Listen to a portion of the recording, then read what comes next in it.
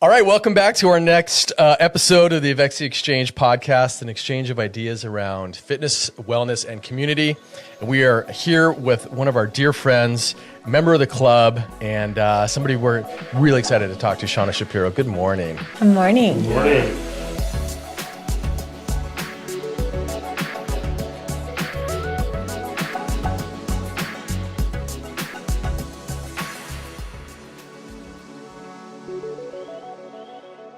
But we always start our episodes with a little check-in. How you doing, brother? Good. Could be a little better.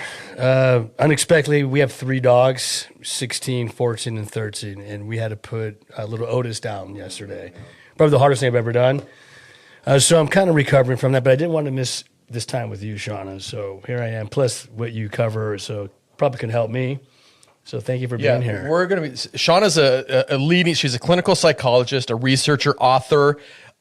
She's got a really popular TED Talk. She's on the faculty of Esalen, and she's a leading expert on mindfulness and the neuroscience behind mindfulness. And we're going to talk a lot today about that connection between mindfulness, tools, habits, neuroscience, and happiness. And perhaps we can wade into the grief section as well on how these tools all sort of work. That'd be special. Well, good morning, Shauna. Thank you for joining us. I know you're very popular on the podcast circuit, so we're really honored to have you. We appreciate you being here. Tell us a little bit about yourself and how you came into this work. Well, it's been a long journey, and it started really at one of my lowest points. I was 17 years old. I was captain of the volleyball team. I had just signed to play at Duke University, which was my lifelong dream. And the orthopedic surgeon that I'd been seeing for years for my scoliosis said that I had this growth spurt and my spine had curved so much it was going to puncture my lungs, and we had to operate. And so overnight, I went from this healthy, active teenager to lying in a hospital bed, metal rod in my spine. I was in the hospital bed for 6 months. I never played volleyball again, and it was hard. Right? 6 months. Yeah. Wow. I had to kind of relearn even just how to turn my head, and the physical pain was difficult, but it was the emotional anguish of like, my life's over, my dreams. And I just had this sinking, like I really sunk into a depression. And it was during that time that my dad gave me a book on meditation and mindfulness. And I'll never forget the first line. It was by Dr. John Kabat-Zinn, and it said, "Whatever's happened to you, it's already happened. The only thing that matters is now what." That's right. And it was as if this kind of path opened up, like there was possibility. And so I started studying mindfulness and reading about it. And eventually when I had healed enough, I went to Thailand and went to the monasteries there for some months. And it was really at the monastery that I discovered a peace and a contentment that I never felt before. And nothing had changed in the outside world. I still had my spinal fusion surgeon. I was still in pain, but I felt a peace. Yeah. And so I came back to the US and I wanted to study it and understand it scientifically. And I got my PhD and became a clinical psychologist. And here we are 30 years later, and I'm still teaching and studying it. And it still profoundly impacts my life. What a gift to to pursue something for your own sort of personal wellness that then becomes a life calling. I mean, what a true gift that is. Yeah. How did you, if I can ask, 6 months in the hospital bed, how did you pull through that? I mean, how did you get your mind wrapped around that and to be so proactive to be resilient? Well, I'll tell you, at 17, I did not have a lot of coping skills. So the first few months were not pretty. Yeah. I did not pull myself through. I was, crying, a mess, anxious, couldn't sleep, probably on lots of medications. And there was something about this book and mindfulness and this possibility. And I grabbed onto it like something in my soul. And, I'll never forget, I was reading through those first weeks, and it was really about just being present. And I realized I never just been present intentionally. And I'll never forget when my mom opened my window and I smelled the ocean air come in. And it was like the first time I'd smelled the ocean air come in. And there was just this moment of peace, right? And I was still in the hospital bed and I was still in pain, but there was peace, and it opened up this possibility. And I think that's what happens is we get stuck. We think I'm always going to feel this grief, or I'm always going to feel this anxiety, or I'm always going to be this way. And that's why I get so excited about the science, because neuroplasticity, I think, is the most hopeful message we've had in 400 years of brain science. Like literally it says it's never too late. No matter what's happened to you, no matter how much pain you're in, there's always this possibility of change because our brain is always changing. You know, we see neurogenesis, the growth of new neurons, even into your 90s. Wow. Like, it's never too late. We always have this possibility of transformation. Yeah, that makes sense. I always practice and preach, it's never too late to exercise. Same thing. Exactly. Yeah. And what I love to say is, you know, this is really mental fitness training. Right. Like, we can train our physical body, but how many of us put the same kind of care and time into our mental fitness? And what neuroscience shows is you can train it. You can grow areas of the brain. You know, you can grow. They did a study with taxi drivers, and they showed that their visual spatial mapping part of the brain, it got bigger because that's what they were navigating these streets. We can grow our compassion, our happiness. Right. I love that. Absolutely. So you've spent decades studying mindfulness and happiness. You know, many of our listeners and our members are high functioning and driven, but still feel stressed and restless. Like, what problem are we trying to solve? Is it trying to get to a state of happiness, or is it just mental fitness? Is it just building the mental fitness muscles? Yeah, it's a great question. What I think is we need to redefine what happiness is. Right. So I think we are always kind of seeking this external happiness, and it's this never-ending treadmill. And that's why so many of our community are successful and fit and restless and stressed and overwhelmed.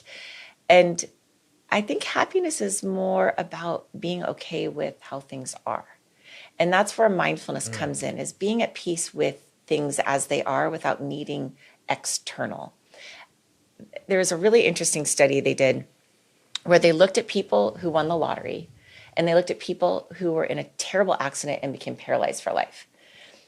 The people who won the lottery, they had this blip of happiness, like, yay, I won. And then 1 year later, they came back to their baseline level of happiness. Even more surprising, the people who were paralyzed for life in this accident had a huge dip of happiness. 1 year later, they came back to their baseline. So what this shows is that external changes, we can have momentary joy or happiness from them, but they don't change your baseline level. Right. Internal changes can. Happiness can be trained because the very structure of your brain can be modified, but it doesn't come from chasing external things. Right. Interesting. God, something you said that was so profound. It might be the most profound thing I've heard in a long time. The way you said it was basically, I'm thinking of the ocean air image. And here you are in a real space of despair, pain. I don't know about if it's hopeless or what you're dealing with. But even in just that moment of feeling the ocean air, you sensed like joy, happiness, relief. What I took away from that is they can both exist. Yes. It's not a mutually exclusive situation. Yeah, that is another really important thing, is that life is messy, it's complex, and we have kind of pain and beauty all mixed in together. And if you numb yourself to the pain, you numb yourself to the joy. We can't selectively numb. And so part of what mindfulness does is it gives you the courage to be with the pain, to stay open in the grief and the pain, and it wakes you up to the joy. Right? Because we miss it so often. In fact, there's something called the negativity bias. And we tend to hyperfixate on what's wrong and what's not working. And we miss the good. Yeah. And that made sense evolutionarily. That's how we survived. We were looking for danger. And we're descended from the people who, when there was wrestling in the bushes, they ran. They were like, oh, shit. Yeah. We are not descended from the people there's wrestling in the bushes, and they're like, oh, let me see what it is. Let me pet the pretty kitty, right? They got eaten by the tiger. They were dead. Right. So we are descended from anxious genes. So we're scanning for threat. We don't need to do that anymore. We can balance it out and start to look for the good, for the beauty. That's the fight or flight. Yeah, exactly. You know, I wake up with intention and gratitude. I think I'm missing the mindfulness part. I think that's my third pillar I got to work on.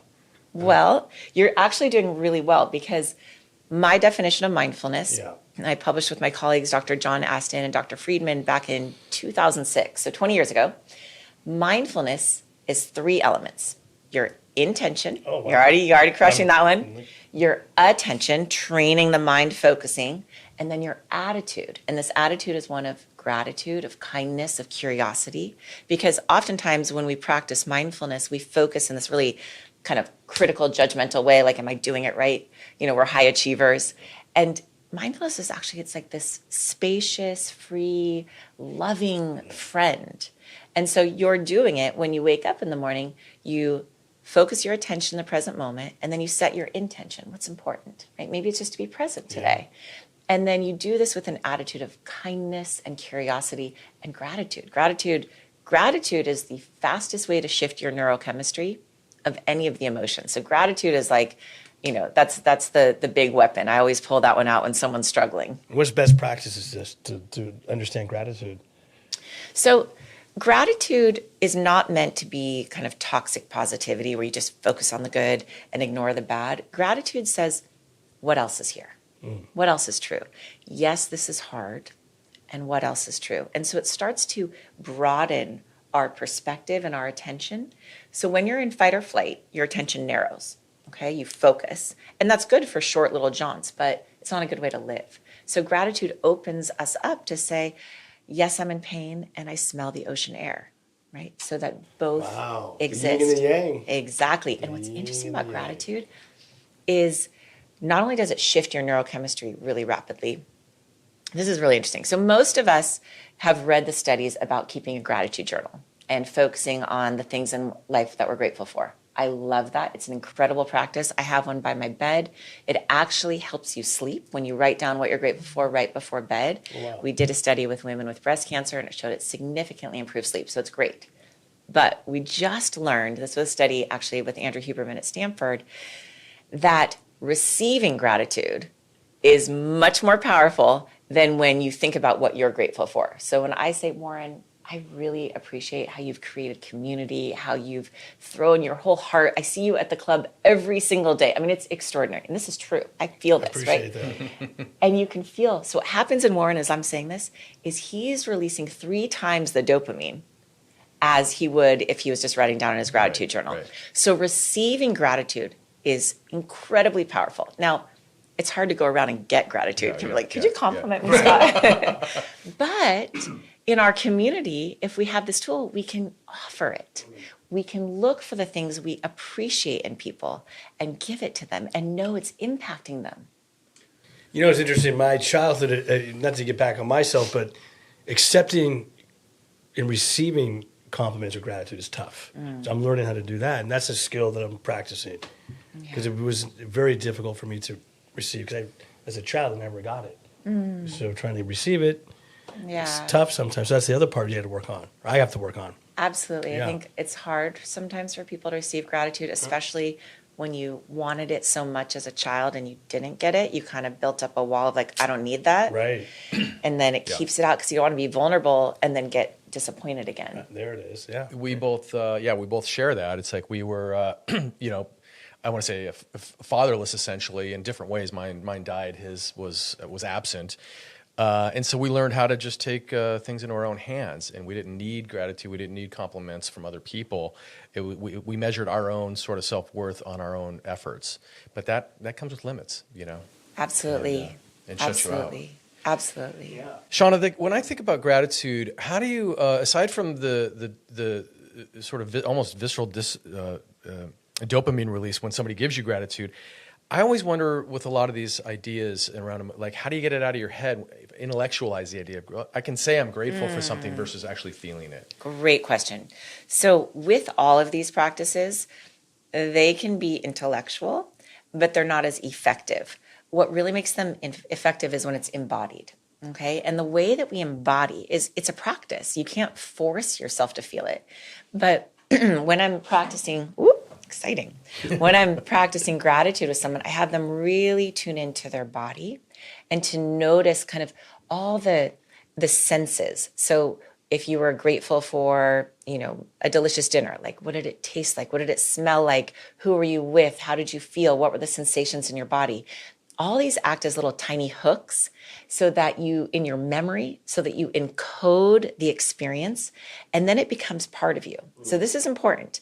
So what we tend to remember is the scary things, the hard things, because those are so emotionally salient. They're so strong that our body locks them in. And then nice things like, oh, I had a nice cup of coffee this morning, or Warren smiled at me. Those things just flip by and we don't lock them in. So part of what we need to learn to do is pause for 20 to 30 seconds. That's how long it takes to encode something in your long-term memory. And then you bring a felt sense of it. So getting back to gratitude, you don't just think, I had a delicious cup of coffee. You actually feel the taste and the warmth as it heats your body, and the smell, and seeing the smoke, the whole experience. And that's key for all of this. Mindfulness is not a mental practice. I know we talked about mental fitness, but that's just kind of my catchphrase. Yeah. But it's a mental, emotional, spiritual, physical, embodied awareness. And it's something that all of us already have. It's what it means to be human. You can practice it, but all of us have this natural awareness.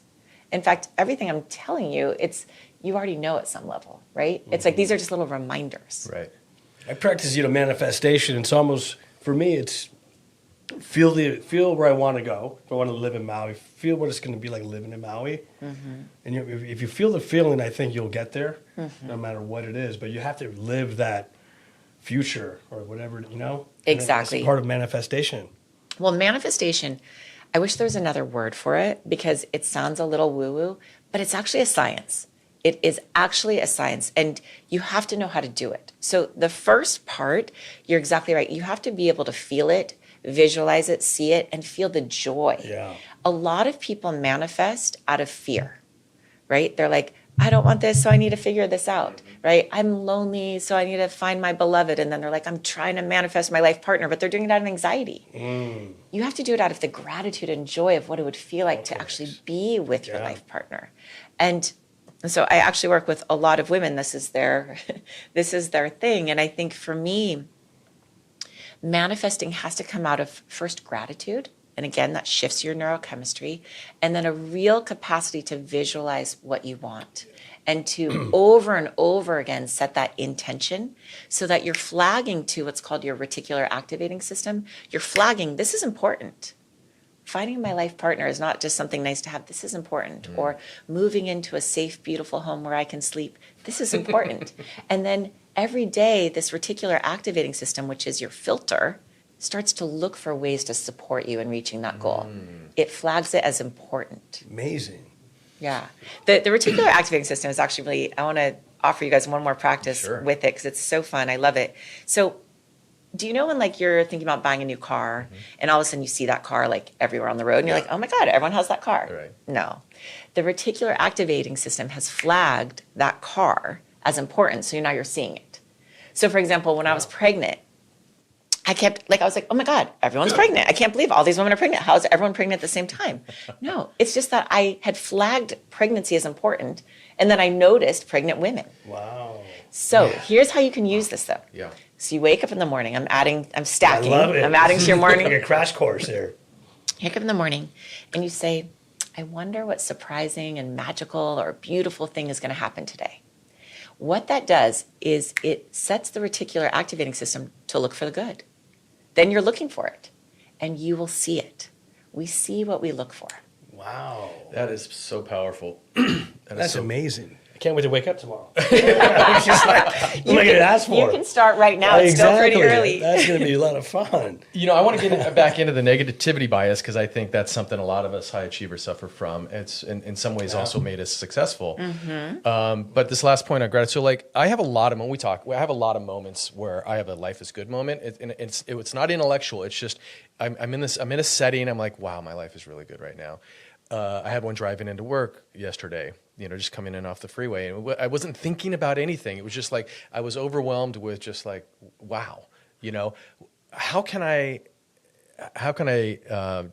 change my wiring to just capture that? Yeah. And start to train my mind to expect it, look for it, honor it even more when it happens. So part of it you're already doing, which is for you to have remembered that kind of relatively insignificant but quite powerful moment means you're paying attention. So the first step is to, like you said, honor and really absorb, or it's called savoring, to savor these positive moments that are just gifted to us. You didn't go out and do anything. Are those what you refer to? I've been to many of your talks as glimmer moments. Is that what we're talking Those about? are glimmers. Yeah. So glimmers are these micro moments of goodness where your nervous system feels safe and settled, and you just are noticing something beautiful or good. I mean, even just feeling the sunlight on your face, that's a glimmer.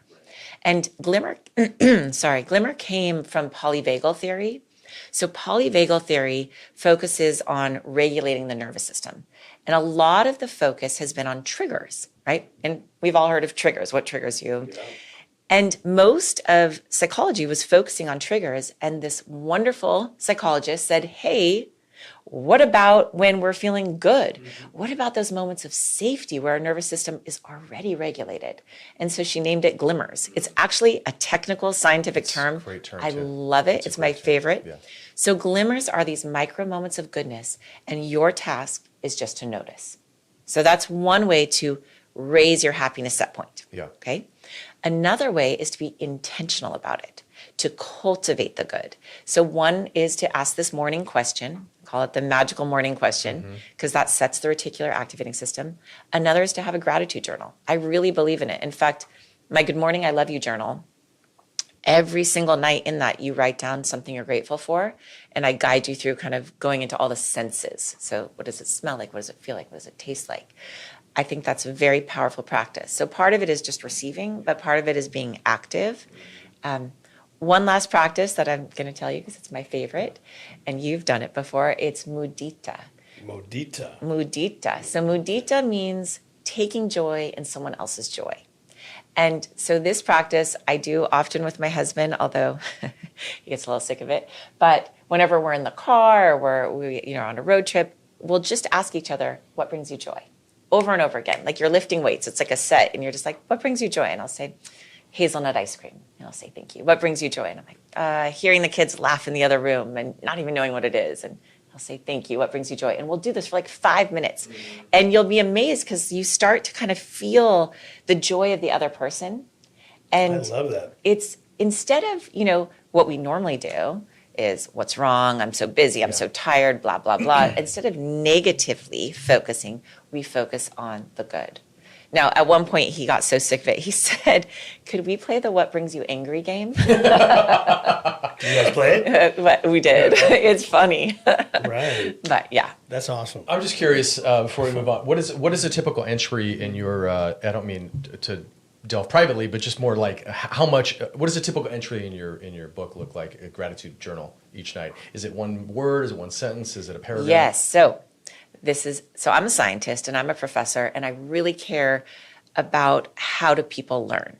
It's really important to me with my students. What is the best way to teach them this information? And we did a study, and what we found is if you say, write down 3 gratitude things or 5 gratitude things, it actually puts a little tiny bit of pressure on people. And some people, a certain percentage, don't do as well with that. So in my journal, I leave it very open. Sometimes you can write a lot if you're feeling a lot. Other times you just write one word, dinner, salmon. Yeah. It's delicious, whatever it was. And that gives people the freedom to kind of be in touch with themselves, because mindfulness is really recognizing you're your own expert, right? Yeah. I'm guiding you, but you have that wisdom inside. Yeah. I was always curious, the power of just thinking gratitude versus writing down on paper. Yes. What is the distinction between the difference? I mean, why is it more powerful to write it down than just think it? Great question. I'm a person, I have writer's block. I fear writing. And even trying to think about writing gratitude, I get my mental block. I'm going to bring you a journal, first of all. Okay, so when you write something, down, you retain that information 40% more. Okay, that's a big deal. So if we're trying to fill your cup with gratitude, if I'm trying to kind of change my chemical soup, because most of my memories are of negative things, if I'm trying to rebuild a healthier baseline, I need to write it down so that it integrates. And that's really why we write down. It's 40% more. Yeah. Wow. And in fact, my students who they get so annoyed with me, but I don't even let them type.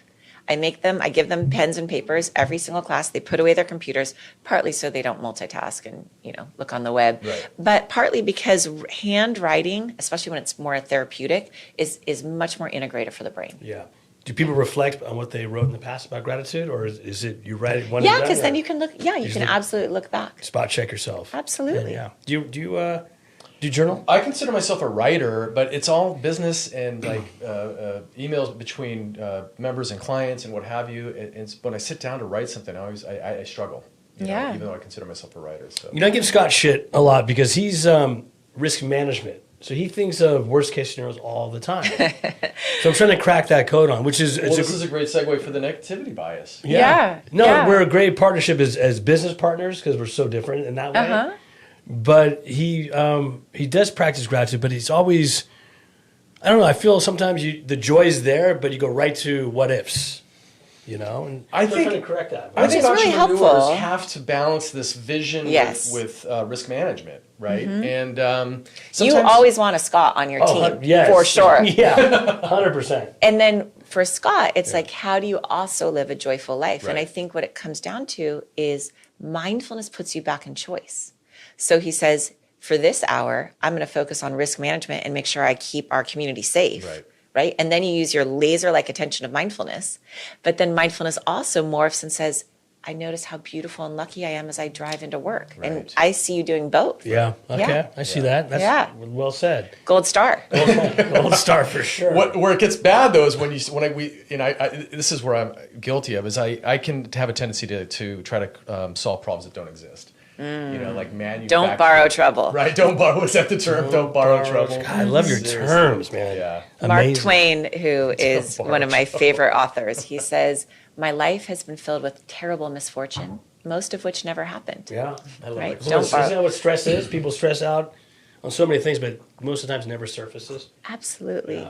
Yeah, and I will say that the stress response is actually a superpower. It's not bad. Going into fight or flight is fabulous when you need it. When you need it. But just in the moment you need it, and then you need to recover. And so part of what I train people in is learning how to, in a moment, put your full attention into solving that problem and then let it go. Right. And until it's that moment, don't borrow trouble. Don't catastrophize about the future. Plan for it, see it clearly, but do it in the present moment with your full resources instead of getting hijacked by the future or hijacked Right. by the past. Yeah. Yeah. Just on that note, because I want to get into the other practices that help us grow stronger, is I had a bout of anxiety around the floods. The floods that plague us here sometimes. And it was a bad weekend. Moraine County, Highway 101 was underwater. We were fortunate, a lot of businesses flooded and so forth. But I'm sitting here in this thing that's happening right now that I have no control over. Yes. And I'm catastrophizing. And I felt like I had no tools to help counteract that situation. We are going to fix that. Please. I can't fix the floods, No, but I I know. can fix that. And I just felt so much compassion for you because I can just feel how much you care about everyone Oh my here God, yeah. and the master protector of like, I'm helpless. So a couple things. When you're in a moment of fear or grief, the first most important thing to do is name it. And I know it's kind of counterintuitive because people don't want to say like, I'm scared. Or Is that what it sounds I'm like? sad. I would say something like, Literally, I am really afraid of I'm really scared right now. circumstances right now. Yeah. And you don't even have to say what it's about because we don't want to get too mental or interpretive. We just want to name to like our young self, I'm scared, right? And what that does, and I'm not making this up, they did a study at UCLA and what they found, so they had 100 students come in for the research study and they showed 50 students. They showed actually all the students these really terrible images of like flooding and war and children starving and car accidents, really bad. And they had them hooked up to all these EEG and EKG and different monitors. Half the students, they said, is it a male or female in that image? The other half, they said, name your emotion. The students that named their emotion, their physiology calmed down. Wow. So they call that study Name It to Tame It. When you name your emotion, it actually calms down your physiology. Okay, so that's interesting. So the first thing you do as soon as you're scared or hurt or angry, right? I mean, I taught this one to my son and he'll be like, I'm angry. And I'm like, good job. Because that starts to calm you down. So you say name your emotion, name it. The second step is bring kindness to yourself. And that's the one that's so hard for people, right? So you say, I'm so worried, I'm so scared, I'm so overwhelmed, I don't know how to deal with the floods. Sweetheart, this is hard, right? You pause. You don't immediately go into fix mode, right? Doesn't mean you're not going to get there, but you say, this is hard, okay?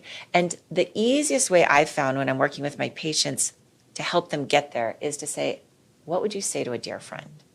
What would you say to Warren if he was like, Scott, I'm really scared? Right? Yeah. You wouldn't say, buck up, let's go. You would say, hey, buddy, I'm here. What can I do to help? Right. I've got you. Right? I was going to say, phone a friend. Use a lifeline. Right? Yeah. So part of this practice is first you name it, which takes courage. You got to step into like own and acknowledge this is what's true. Then you soften, you bring kindness to yourself. And what I always do is I'll just imagine, not what would a friend say to me? Because then you'll be like, bullshit, right? It's what would I say to my friend? And that softens something inside of me. It like turns this kind of rotates my consciousness. And I'm like, oh, Scott. And I immediately feel compassion. And then the third step, this is more advanced, but I want to share it with you, is you think of all the other people who might be facing something similar. So not the exact same, but all the other people who have lost their dog and who are suffering right now. Yeah. And you send them your compassion. This is hard. You're supported. You're not alone. Yeah. I wish you peace. I wish your dog peace. Whatever you most would want someone to say to you, you send it to them. You literally feel that compassion and then you bring it back to yourself. Wow. It's called the U-turn. And it helps people access compassion for themselves. And it makes you feel not so alone. Right. Because you're like, oh, I'm of course not the only one who lost their dog. Or when I was going through my divorce, I'm not the only one who's getting divorced. And to be able to think of all the other young mothers who are getting divorced and afraid for their children, and to be able to send them out my compassion and be like, you're not alone, I'm rooting for you, and then send that back to myself, all of a sudden I wasn't the victim, I felt empowered. Mm-hmm. That's powerful. Yeah. Wow. It's not grieving, when you grieve, the importance of grieving is to release the emotions of a loss or whatever you're grieving about, but it's how to get over the grief is the hard one. Yeah. You know, at what point do you just stop grieving? You know, but you have to grieve before you can get better, right? Absolutely. Yeah. And I would say it's not about getting over the grief. Right.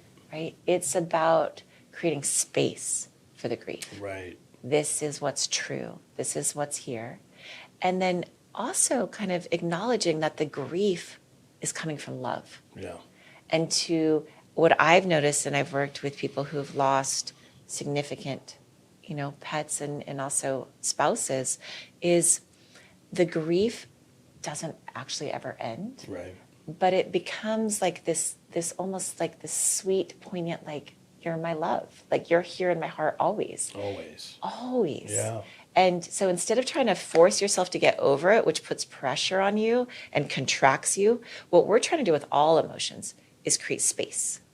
And so when you feel your grief, instead of, oh, I got to get through this, it's you have as much space and time as you need. Like you almost create more room for the space. Instead of trying to get it to go away, you create more room for the grief and you say, welcome, welcome.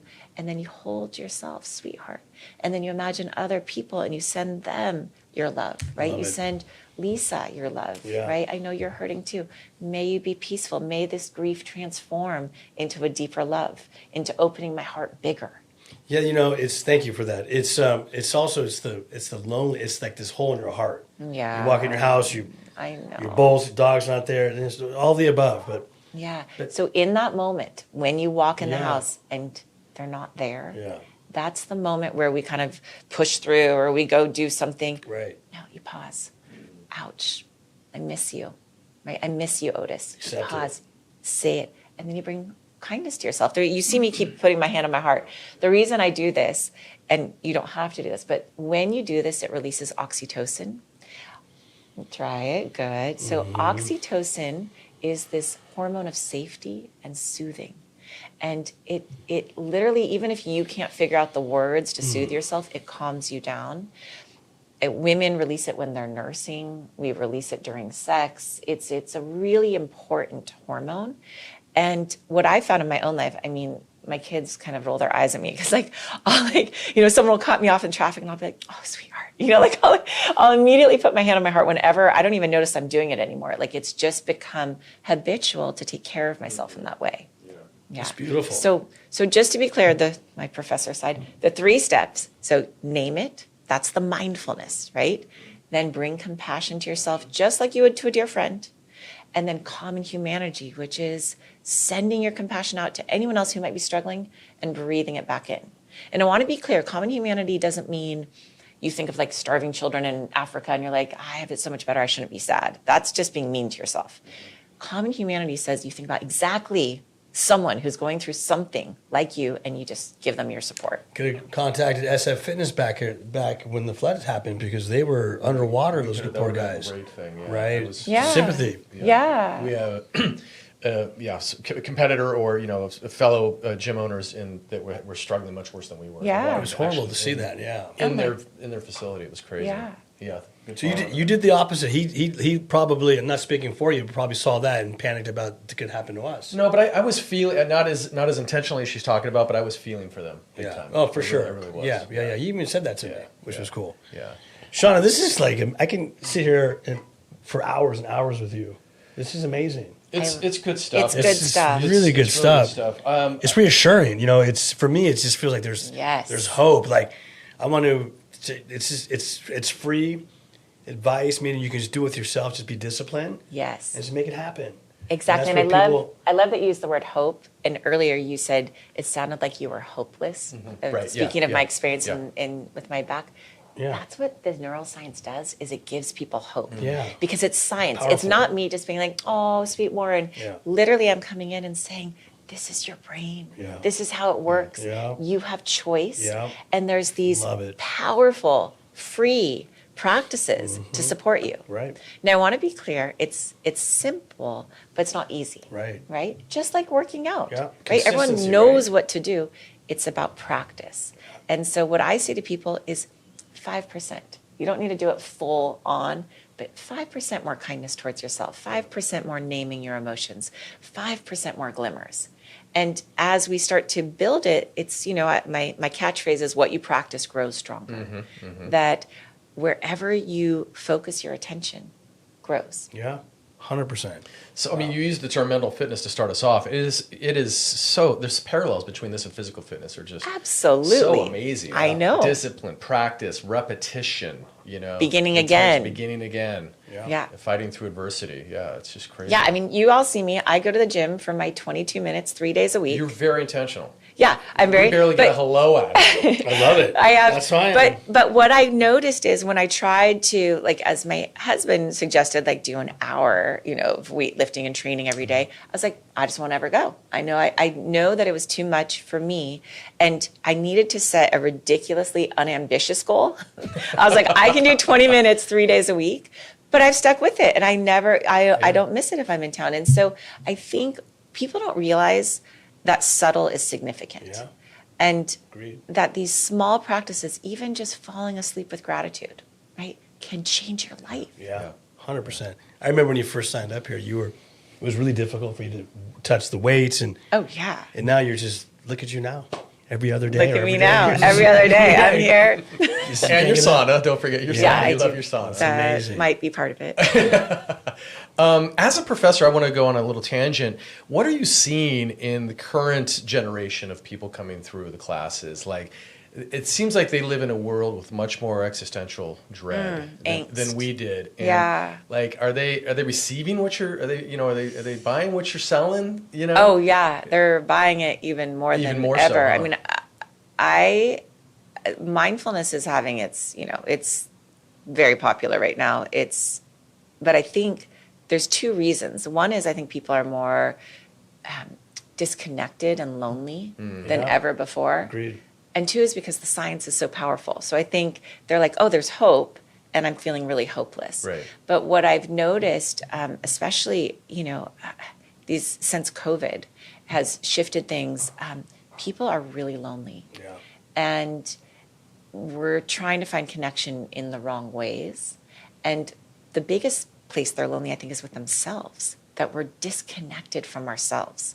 And that's why, my book is called Good Morning, I Love You. Not the best marketing, probably. But the reason I called it that is learning to heal my relationship with myself, learning to literally wake up and say, good morning, Shauna, was so radical, right? Mm-hmm. I had lived my whole life without ever greeting myself with kindness and just always pushing, right? It was either constant judgment or pushing. And I think something really profound shifts when we're on our own team, when we trust our good hearts. That loneliness goes away because I'm here, like I've got you. And, what I say is I think the reason that I met my husband was because I did that work of self-love first. And I really got to the place where I was taking care of myself and on my own team. And I knew what love felt like. Yeah. I wasn't shutting it out anymore. I had let it in and was able to then expand that. What's the best advice to somebody to love themselves? I didn't know what that meant. I'm still learning how to love myself. It's hard to do. It's so hard. Yeah. I know. I really want to unpack it because it's a practice. And I sometimes wake up in the morning, and I do it every single day. But sometimes I wake up and I put my hand on my heart and I just feel numb, or nothing. Or sometimes I'm like, this is, but sometimes I put my hand on my heart and I feel it. I feel my grandmother's love. I feel my mother's love. I feel this warmth. And just like going to the gym, it's something that you have to cultivate and practice, just like brushing your teeth. You don't do it once. In fact, I say, if you look at America, we have gotten every single person from the youngest child to the oldest of the old to brush their teeth for 2 minutes every day, no matter what, right? We call it dental hygiene. What if we had everyone do this mental hygiene that I'm teaching you just for 2 minutes a day? Wow. Right? Just the gratitude. Yeah. I wonder what magical things can happen. Put your hand on your heart. Name your emotion. Takes a few seconds. I'm not saying sit and meditate for an hour every day. If we had this kind of disciplined mental hygiene every single day, we would transform ourselves and the world. Mental hygiene. I love that. Yeah, it's interesting. So what you're talking about is almost in this its own space outside of the world of psychiatry and psychology, and outside of certainly physical fitness. It's almost its own category of self-improvement. You know, of like internal wellness. Yeah, no, I do. I'm a clinical psychologist. That's what my PhD is in. But when I'm training now therapists, which is a lot of what I do, I'm using very different methods than I was taught. Yeah. Because we're learning so much about the brain and about how much we can shift. And truthfully, talking about your problems sometimes is iatrogenic, meaning it's not helpful. It could even be harmful because you're just laying down these ruminative pathways. Yeah. We talked about that last week in his healing episode. Yeah. Right. You're just rehashing the same old thing. What's important is in the moment of telling the story to interrupt, to notice your nervous system, your sensations, to help yourself regulate and create a new narrative out of this more empowered place. So you have to still be with the story, acknowledge it, have that courage to go into it, but don't tell it over and over again. You see people's eyes glaze over. They've told this story 1,000,000 times to anyone who will listen. Right. I will not hear it. I interrupt people right in the middle of it and say, I will not let you harm yourself again. Right? Wow, so I think the field is evolving tremendously. It's very nuanced. All of these things I'm teaching, they're subtle. And you can go down the wrong pathway quite easily. So it takes a lot of care and practice and support. Yeah. Wow. It's amazing. I do want to talk about some of the new things because when you came in before we started, you talked about some new work that with Huberman's help you guys are discovering in the field, the expanding science. I want to get into that. But you said something about COVID, which I have a question about. We hear a lot about the legacy of COVID, whether it's like interpersonal issues with loneliness or even effects on business and in society and culture. But for me, it seems like it was so long ago, but it's had such a lasting impact. Mm-hmm. But yet, at the same time, it sounds like some of these tools that you're talking about can really make quick changes in the brain. Absolutely. And I'm just trying to just understand that. Yeah, the reason it has lasting impact and the reason people don't change is not because they can't. Because so many people are like, oh, my husband's never going to change, or this is always going to be this way. And they're like, he's tried.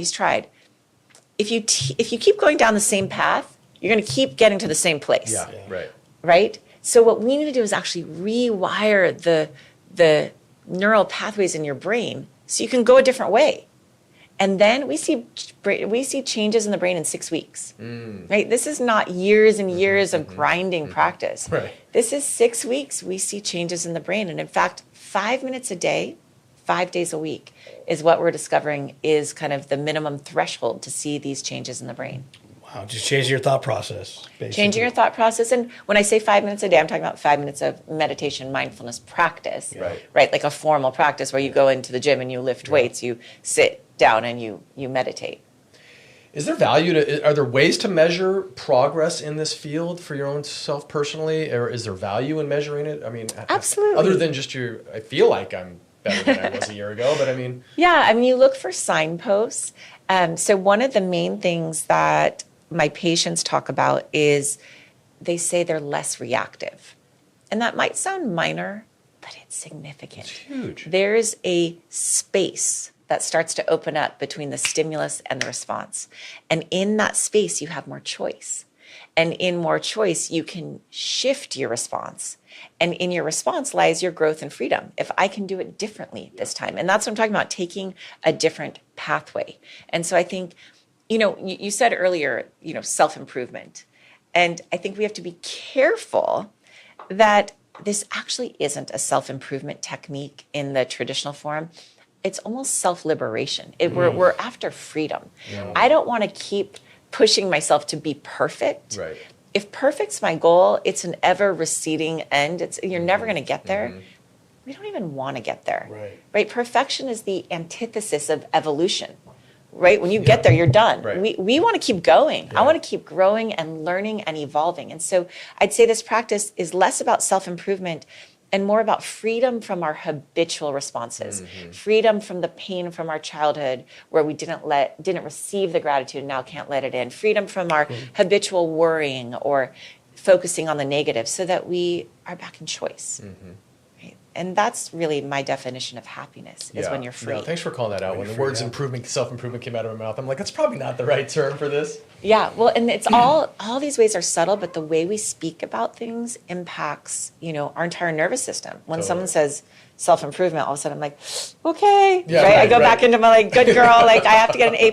Right. Whereas freedom is like, oh, yes, thank you. Well, and I'm glad you brought up perfection because that was something that I think could help you out too, is like there's no such thing as being happy, like a perfect level of all of these states of mind that we're in, or even states of heart, and to acknowledge that and be okay with that. Right. There is the push and pull and struggle and suffering that we just sort of have to navigate, but have these tools help us. And then mindfulness becomes your superpower because it says, hey, I'm going to hang out with you no matter what state you're in. Right. And I'm going to give you the courage to be with the pain. And I'm going to give you the presence to be with the joy.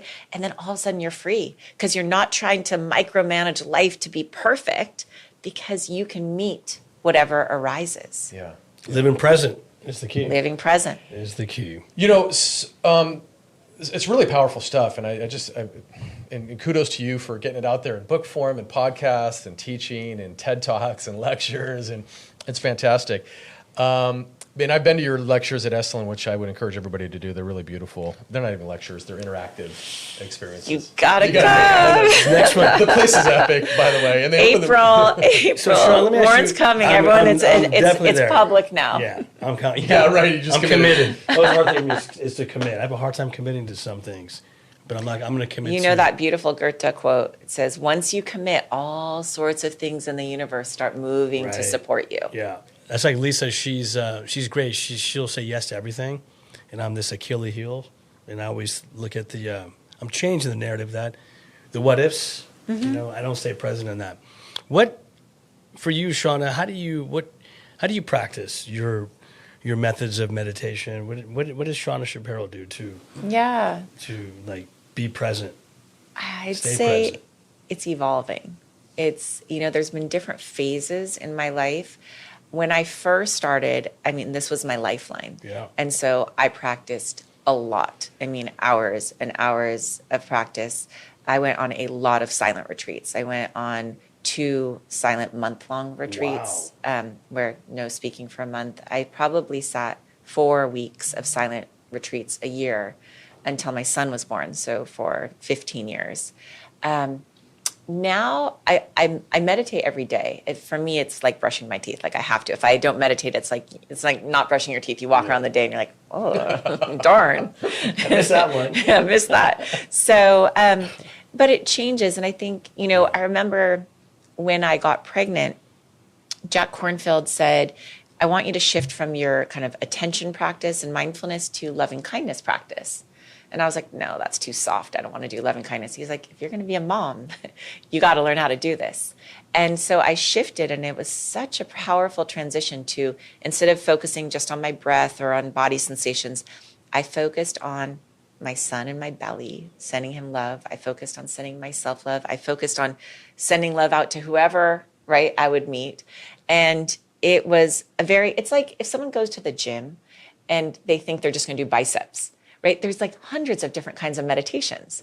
And so I'm always doing the meditation practices. Mindfulness is my foundation because it's like your core strength. It's like you have to be able to be present to know what other practice to do. But then sometimes I'll be working on sleep meditations because I'm having trouble sleeping. Sometimes I'll be working on forgiveness because I'm having Just constantly changing, difficulty. constantly Yeah, evolving. so I will always have the self-love practice, and that's evolved into also sending it out to my family and friends. Well, you guys all know I always text you, good morning, I love you. And then I'll do some form of mindfulness practice. And usually in the evenings is when I'll do the loving kindness practice before I go to bed because I feel like it really soothes me. Yeah. Thank you for sharing. That is beautiful. Yeah, amazing. Put that into a workbook for us. You probably already have. It's in there. It's in there. So do these tools work, because a lot of the people in the club, a lot of the people less, and we're sort of in this certain age bracket and maybe even certain demographic or socioeconomic status. But do these tools work for the kid in middle school that's getting bullied, for the kid at Santa Clara that's trying to figure out, is AI going to crush my hopes for a future, or the person who's at the end of their life and dealing with mortality? So many different ways to rewire happiness. So many different, along the spectrum of humanity. Yeah, it's a great question. So I'll start with the research. What the research shows is that mindfulness is not a magic bullet, right? It doesn't cure all of our ailments, but it's a powerful tool. And just like our physical fitness, it's a resource, right? So I see it more as it is a resource for every human being because it's our natural human capacity to pay attention. And yet we're not very good at being present. The research shows that the average person's mind wanders 47% of the time. Wow. So you that are listening, you've missed half the podcast. No. Right? So what mindfulness is doing is training us to be more present so I can make wiser choices. And that's helpful from the youngest of the young to the oldest of the old. There's a lot of research with these different populations. For example, we're seeing in young children, it improves impulse control, which is really important and one of the best predictors of success in relationships and in all things later in your life. For people in hospice, it teaches you how to be with pain. I've worked with families in hospice. That was one of my internships. I've worked in the insomnia clinic at Stanford. I've worked with a lot of different, with veterans, with women with breast cancer. And what I find is we're all human. And this is a human capacity that we can train. Fantastic. Wow. I love that we're introducing it to the club and to our community here. Thank you. Yes. Yeah. What is your, just a little sidetrack about Club of Exia that brings you happiness? Well, first of all, I will say, you two, I have never seen owners and leaders that are so present in the community.